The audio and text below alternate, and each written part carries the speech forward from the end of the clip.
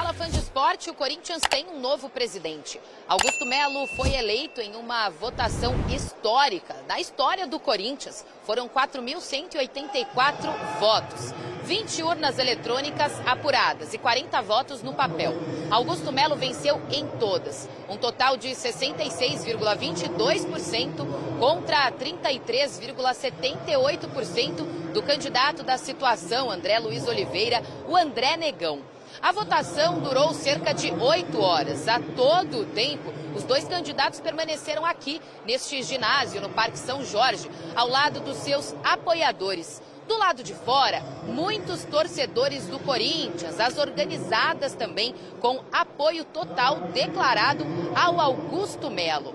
Quando se iniciou a apuração, Augusto Melo e André Negão estiveram juntos, mas antes mesmo de terminar, o candidato da situação deixou o ginásio.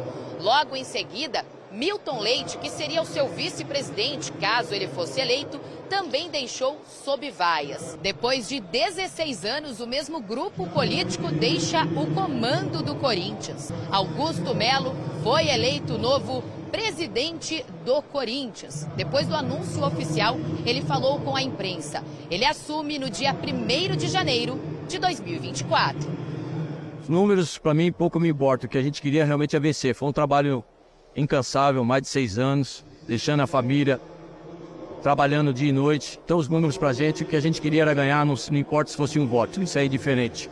O Corinthians terá o maior choque de gestão já visto dentro dessa instituição. Pode ter certeza disso.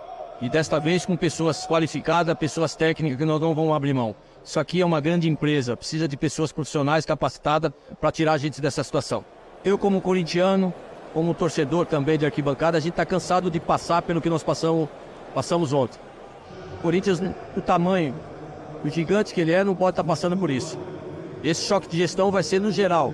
Tanto diretoria, que nós vamos entrar com uma diretoria nova, uma diretoria técnica. Amigos meus costumam falar aqui dentro. Graças a Deus a gente conseguiu unir uma oposição que quer o bem do Corinthians. E eu sempre deixei muito claro. Amigos meus do portão do Parque São Jorge para fora. Mesmo porque tudo aqui é culpa do presidente. Então nós queremos pessoas técnicas, pessoas profissionais. Não abriremos mão disso. O Corinthians passará por maior choque de gestão já visto na história dele. Vamos lá, Augusto Melo, novo presidente do Corinthians de 2024 a 2026. Ele foi uma vitória...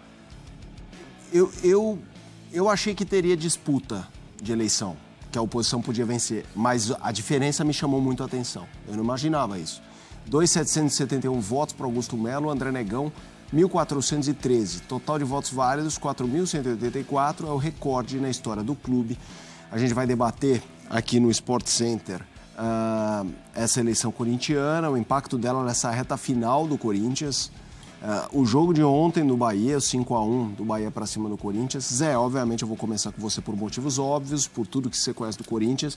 Eu queria que você falasse um pouco, não só o resultado, a gente tentar aqui entender um pouco o que aconteceu.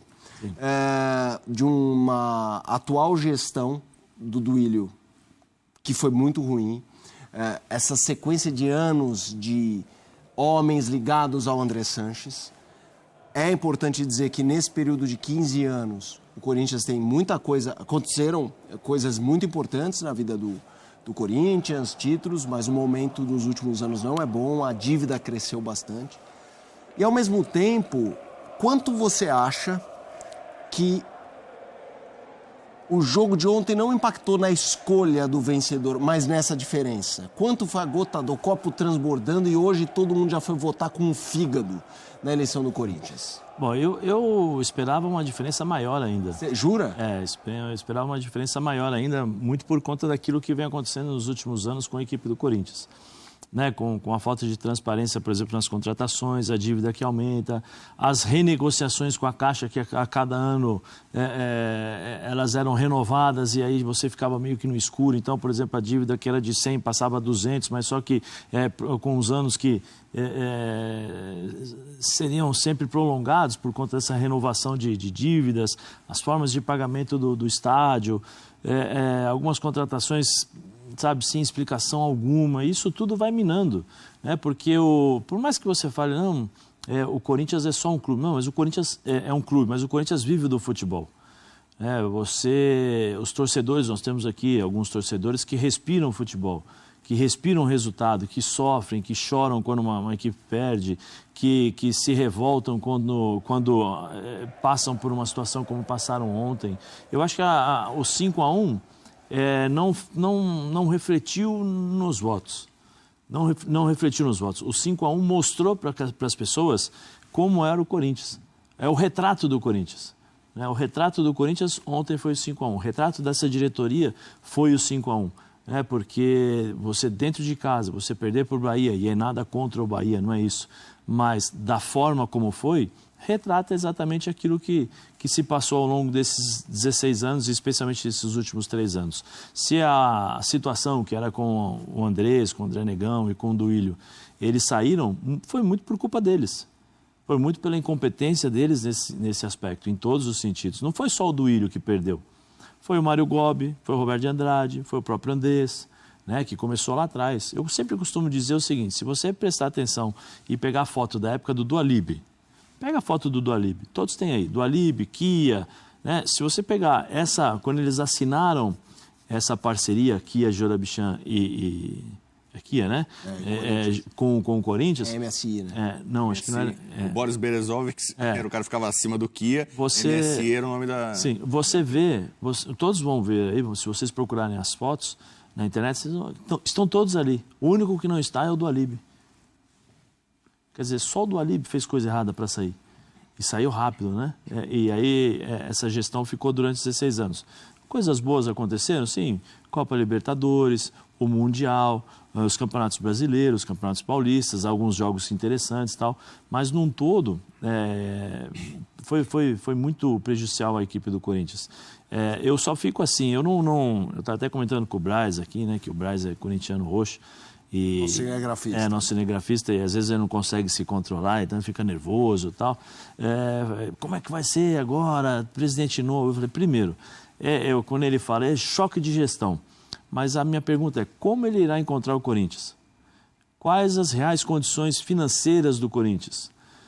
Será que ele vai abrir para todo mundo como foram essas renegociações, esses documentos que foram assinados, com a Caixa, as negociações que foram feitas, porque tem muitas coisas que a gente não consegue entender. É só você pegar o Corinthians pagou 25 milhões por 50% do Yuri Alberto e entregou 4 jogadores. 4 jogadores, dos quais o Robert Renan pode ser vendido a qualquer momento e assim, pelo preço triplicado por aquilo que foi vendido. Algumas coisas, sabe, que alguns empresários que transitam dentro dos corredores do Parque São Jorge com uma facilidade enorme para negociar jogador, para vender jogador, para colocar jogador na base, a base, como é que funciona. Então, tudo isso, eu acho que ele vai ter, o choque de gestão é necessário, mas como ele irá fazer essa gestão, como ele irá fazer essa transição, eu particularmente, eu prefiro esperar um pouco. Porque o Corinthians, nesse momento, o Duílio fala, não, nós arrecadamos 900 milhões, né, quase 1 bilhão e tal. Mas, então, por que 2 meses atrás ele falou, ainda bem que nós temos o Zenit? Graças a Deus que nós temos o Zenit. Se a administração fosse tão boa, ele não agradeceria da forma que ele agradeceu o Zenit. Ele nem precisaria do Zenit. Então, eu procuro ter os pés no chão, eu não me empolgo, porque eu sei a situação, imagino um pouco a situação real do Corinthians, e eu acho que ele vai ter muito trabalho pela frente. Essa questão da diretoria técnica, eu acho que ele tem que fazer isso. E se não fizer, a mesma torcida que bateu na porta hoje para cobrar, para falar e para apoiá-lo, tem que bater na porta também do Augusto para cobrar. Cadê a diretoria técnica? Transparência. Nós queremos isso, porque a responsabilidade não é somente do Augusto, como ele falou, não é do presidente, não, a responsabilidade é de todos que estarão ao lado dele. Todos que estarão ao lado dele precisam entender que o Corinthians, eu acho que abaixo, respeitando todos os outros clubes, mas pelo que eu leio, eu acho que o Corinthians abaixo do Flamengo tem um poder muito grande de arrecadação, de negociar a sua importância dentro do futebol brasileiro.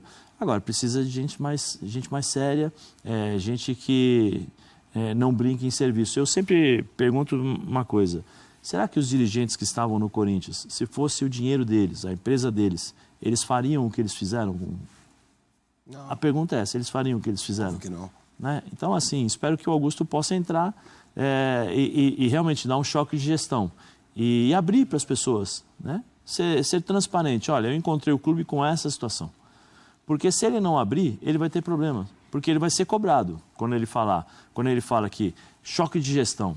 Só que se ele encontrar um clube devastado, um clube com dificuldades, como ele vai fazer esse choque de gestão? Como ele vai captar recursos? Como ele vai administrar esses problemas financeiros? Então, que ele abra essa caixa de Pandora, né, vamos dizer assim, né, para que as pessoas entendam a dificuldade que ele vai encontrar. Caso contrário, ele vai ser cobrado da mesma forma.